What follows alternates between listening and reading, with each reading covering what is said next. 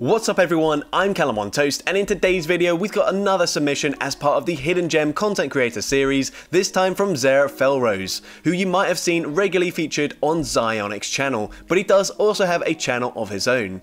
Now I only messaged Xehr a few days after the new season, so he didn't have time to do any new battles with a crazy spicy team, so just submitted his two most recent sets, but this is probably a good representation of the typical content you'll see on his channel. With that being said, let's just get into the question of the day. What has been your favourite core breaker to run in the Open Great League this season? Let me know in the comment section down below, and with that being said, let's get into the battles now. Alright, so going into the first battle, we lead Electrode into Clefable, likely running Fairy Wind as the fast move, and they are. We're actually going to go straight for a Wild Charge here. Interesting decision, and Wild Charge does connect, it does big damage. We swap, we catch the move onto our Quagsire. Is this a Meteor Mash? Nope, it's the Moonblast, it does a lot of damage, but we will outpace them to the next move, so they swap into an Umbreon, and now Mud Bomb did receive a buff this season, but it's not going to be noticeable up against this Umbreon as it is such a tank. We're now going to go for a Stone Edge, knowing we won't get to more than one move up against the Umbreon now if they do choose to throw straight away, and they do throw here just before we make it to another Mud Bomb, so good timing by the opponent. We can come back in with the Electrode here, as we know Nidoqueen has a really good matchup up against that Clefable. They go for a foul play, and now we can overfarm in this matchup. We actually go for the Energy Ball. I'm not so sure about this. Wild Charge will do more damage, and Energy Ball is not enough to take them out. We swap into Nidoqueen, but we're going to shield it up anyway, so yeah, not so sure about that decision. And they come in with a Shadow Hitmonchan. This could be very dicey, as if they're running Ice Punch, that will be enough damage to take us out from this range. So we're going to shield up the first charge move. It is the Ice Punch. Can we get the farm down in time? Yes, we can, just about. And this is the thing about Shadow Nidoqueen with that Poison Fang debuff. It's just so overwhelmingly strong, and we're able to fully Poison Jab, farm down the entire team, and take that game.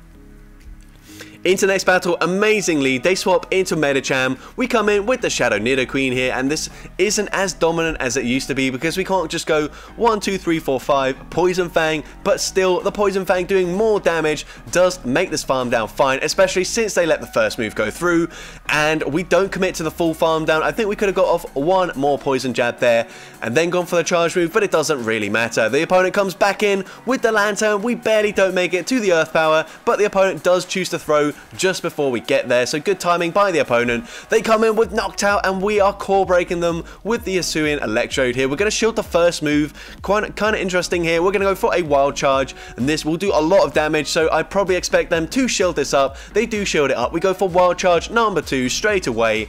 And now we're probably going to have to swap into the Quagsire, and we are running Stone Edge, but this is not a Shadow Quagsire, so Stone Edge will not be enough damage to take out this Knocked Out, which is really unfortunate, as I'm not even sure if a Mud Bomb will be enough, since it is double resisted. They go for a Sky Attack, they make it to Sky Attack number 2. This still will not take us out, and now they will be able to fully farm us down here.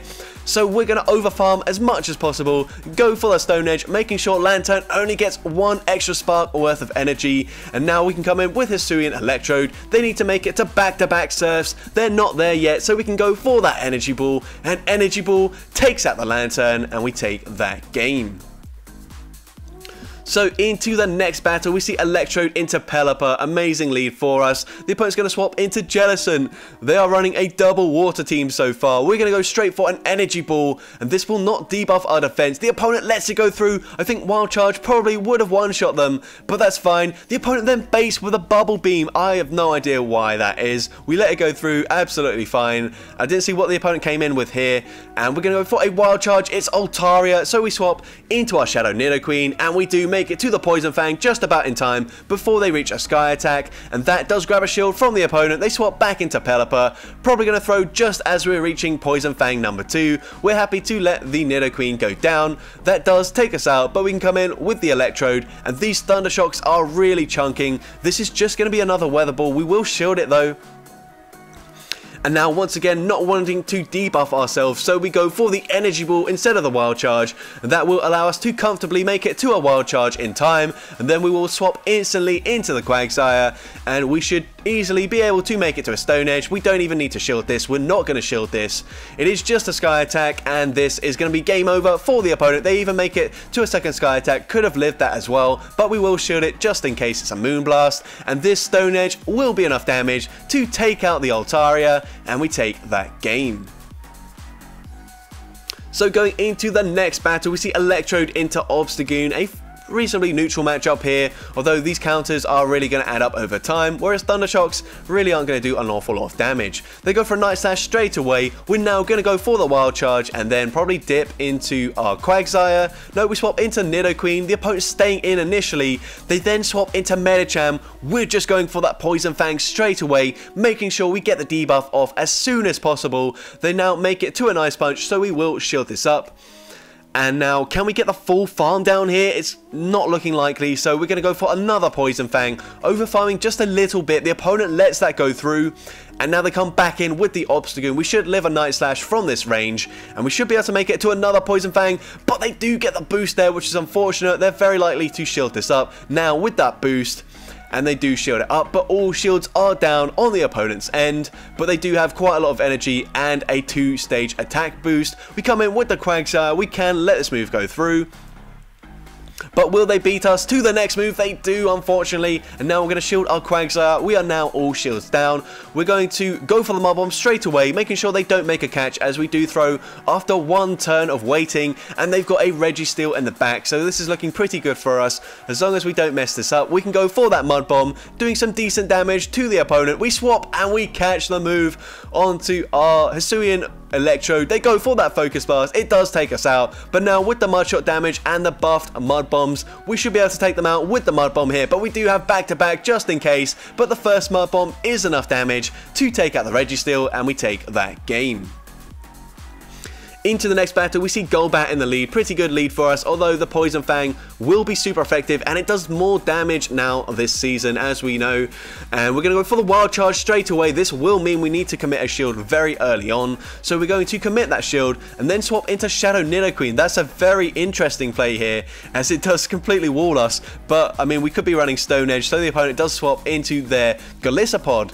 And at this range, we might be able to shield once and farm them down, but we're not going to. Liquidation takes us out, but we can come in with the Hisuian Electrode, and this will be an Xehr. It is super effective, but we will be able to live it and get the full farm down. They come back in with the Golbat. We're going to go for that Wild Charge, grabbing the final shield from the opponent, so we swap into our Quagsire.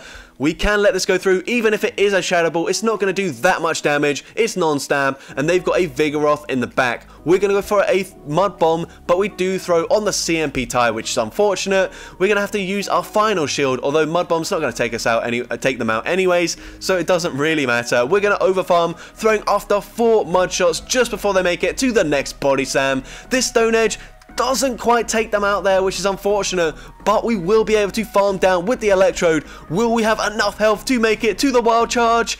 We don't have enough health, and unfortunately we do lose that game. But into the next battle, we see a Shadow Alolan Marowak in the lead. Gonna swap into Nidoqueen straight away. And this isn't actually the most comfortable matchup. We're gonna go straight for that Earth Power into the Frost Dance that comes in. It does connect, and at this point, we might be able to flip this matchup here if we do shield once. So let's see, we are gonna shield this up, and I don't think they're gonna make it to another Avalanche. They don't, and if they come back in with the Marowak, we might just commit to the Earth Power once again. Nope, we're going to go for the Poison Fang straight away. Has the opponent been counting? They have not, as they do shield that up. And now we can make it to another Poison Fang. Oh, we tried to commit to the Earth Power there. We don't get it, unfortunately, as we don't get the new mechanic. But we come in with Quagsire. We can tank this energy quite nicely. They do make it to a move, and they swap into Cradilly. We're going to swap into our Electrode here and catch the move. Although it's just going to be a Rock Slide anyways, because, I mean, there was no need to go for the Grass Knot, but we're going to be able to tank another Rock Slide. You can see the Bullet Seeds are resisted, so they're not really adding up at all. We're now going to go for the Energy Ball, and this will be neutral damage. It does decent damage. It gets the debuff, and now we can go for a last second Wild Charge, and this will probably be enough to take them out. It is enough. They come back in with the Marowak. We've got the back-to-back Mud Bombs already. This first one will grab the final shield from the opponent, and we do CMP tie here. We lose the CMP tie, but it doesn't matter. as we can go for that second Mud Bomb, and from this range it will easily be enough damage to take out the Marowak, and we take that game. So going into the next battle, we see Hisuian Electrode into Galarian Stunfisk. Not the most ideal matchup, as they do double resist the Thunder Shock damage, although Energy Ball will be nice here, as if we can land it, it'll do about 40% of their health, but with the Thunder Shocks, another Energy Ball will not be enough damage to take them out, unless we did manage to get that debuff on the first one, but unfortunately we don't now. We're going to go for another Energy Ball. I think that's a CMP tie here, and it is, which is best case scenario, because now we can come in with our Quagsire, go for a full Mudshot farm down, and at worst, probably have to tank a Rock Slide. And yeah, we can easily tank this, so we're going to let that go through, no problem whatsoever. And we're going to come out with a Stone Edge loaded. So the opponent comes in with a Cresselia, I think that was, as it was a Psycho Cut. Yeah, it is the Cresselia, and now we go for a Mud Bomb and a Stone Edge, and probably swap into our Shadow Nidoqueen to try and catch a move here. We do go for one extra fast move there, trying to catch the move. If they're running Future Sight, this will one-shot us, and they are! Oh, that is really unfortunate. Hopefully Quagsire can sweep this game, but it's going to be very close. They go for a Grass Knot, so they have the perfect moveset coverage for our backline. They swap into Defense Form Deoxys. I don't think there's going to be an awful lot we can do here. We go for a Mud Bomb. It doesn't do much damage, unfortunately. Deoxys, very bulky, like the Cresselia. We're now going to need to land a Stone Edge here. We go for another Mud Bomb. It's just not going to be enough damage. They might even let this move go through. Nope, they don't. They do shield it up. But at this point, yeah, we realise we're not going to be able to win this game. And unfortunately, Rockside, I don't know why they went for Rockside there, but whatever. They are able to counter, farm us down, and we do lose that game. Into the next battle, we see a Nidoqueen in the lead. We're going to swap into our Quagsire. And we're going to go straight for a Stone Edge here. This will do more damage than the Mud Bomb, although I don't know if Mud Bomb is now more energy efficient. It probably is, since it is stab, but I actually don't know the numbers there, so let me know in the comment section down below. But we're going to go for a Mud Bomb here, and we will be able to make it to one more Mud Bomb before they reach the next Foul Play, and even then, Foul Play will not be enough damage to take us out, so they might commit to the Last Resort or Psychic, depending on what they're running, but let's see. We're going to let this move go through, and it is the Foul Play. It doesn't take us out, and we make it to another Mud Bomb, and this might threaten a shield from the Umbreon here. It doesn't. But we're able to get the Mudshot farm down, so going for that Stone Edge first actually did come in clutch, as it was just barely enough damage with the successive Mud Bombs to take them out. And now they come in with Scrafty. We've got aligned to our Shadow Nidoqueen, although, I mean, it's not that great because, of course, Hisuian Electrode is still aligned to their own Nidoqueen, so we're going to go for the Poison Fang, grabbing a shield from the opponent, and we are going to shield this up as well. It is the Foul Play. They swap into their own Nidoqueen. We're just going to go for that Poison Fang straight away. Have they been counting? They haven't, as they shield it up. We can come in with the Electrode, and we will be able to make it to an Energy Ball, but they're probably going to be able to fully farm us down here, which is really not ideal for us. This Energy Ball will be able to connect. They are debuffed. It actually barely doesn't take them out, and that's actually better for us. As we get the farm down, we come in with the Poison Fang here up against the Scrafty, and Poison Fang takes out the Scrafty, and we take that game. So I actually didn't expect Energy Ball to do that much damage up against a normal Nidoqueen, but of course their defense was dropped with the Poison Fang. But into the next battle, we see Sableye in the lead. We can let the first move go through. Probably going to farm to back-to-back Wild Charges and throw them straight away. We're actually going to farm to 99 energy, which is even better play, as they're still not at the charge move. And now we're going to swap. We tried to catch a move there, but unfortunately not able to. The opponent does go for a Foul Play, not the return. They come in with the Dugong. We're only going to make it to one move most likely, so we do go for the Earth Power. It does connect, it does a lot of damage, and they do take us out. We now come in with the Quagsire. We can easily tank this Icy Wind, and we are going to overfarm in this matchup, and we need to go for a Stone Edge to take them out. I don't think this Mud Bomb after the debuff will be enough to take them out here, and it isn't, but we do grab a shield actually, so that's fine. That actually works out really well for us. Although we didn't see the shield, they definitely did use the shield there, and now we can go for the Mud Bomb with double debuff. Does it take them out? It does just about take them out. We swap, we snipe with the Electrode here, going for that Wild Charge. Wild Charge takes out the Sableye, and they've got a Sand Slash in the back, and this should be a good matchup for us. We can shield this up, make it to the back-to-back Mud Bombs, and even if Mud Bomb doesn't take them out, we've got two of them loaded, so the second Mud Bomb will easily be enough damage to take out the Sand Slash, and we take that game.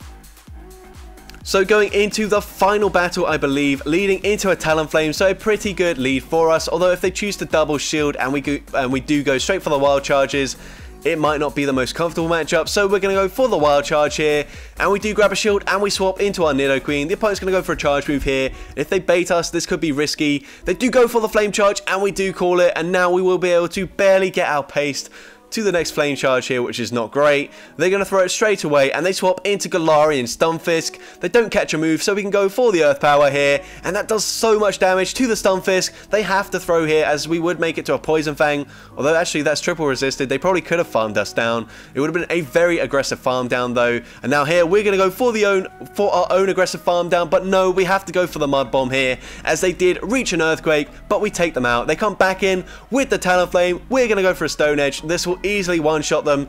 Will they respect the damage? They don't, and it does take out the Talonflame. They've got Shadow Machamp in the back now. This is actually still looking quite scary. We go for the Mud Bomb. That does connect, but these fast moves are just doing so little damage. Can we live a Cross Chop from this range? We're going to call it. Cross Chop does take us out, and now can we get the Thundershock farm down in time? They throw a move at the last second. Big mistake from the opponent. We're not at 1 HP, and the Thundershock does KO. They could have got a tie, but in the end, we end up taking that win. So that's going to be it for today's video. Of course, not up to the usual high spice standards that we set on this channel, but that's kind of my fault for asking Xehr Felrose so late into the season, and I needed him to submit some battles as soon as possible. I'm sure if I asked him earlier in the season, or even before the season started, he'd have been able to come up with a crazy spicy team and still pick up some insane wins. Now, if you did enjoy today's video, make sure you go over to his channel and check it out, and make sure you subscribe, but also leave a like on the video, and also don't forget to respond to the question of the day if you haven't done so already. And if you want to see more content like this in the future, make sure you hit that subscribe button and turn on post notifications. That way you'll be notified whenever I upload a new video. And with that being said, thank you all so much for watching today's video, and I hope you have a great rest of your day.